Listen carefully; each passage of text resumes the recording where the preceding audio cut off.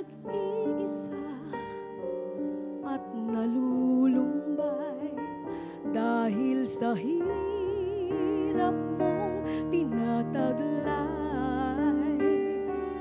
Kung kailangan mo ng karamay, tumawag ka at siya'y naghihintay. Siya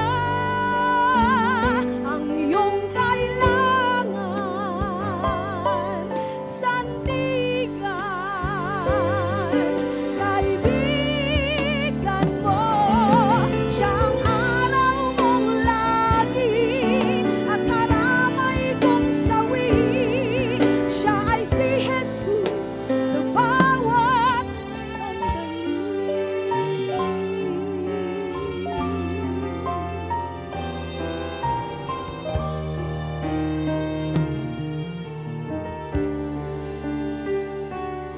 Kung ang buhay mo ay walang sigla, laging takot at laging alala,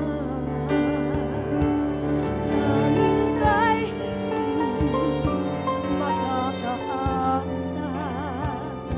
Galing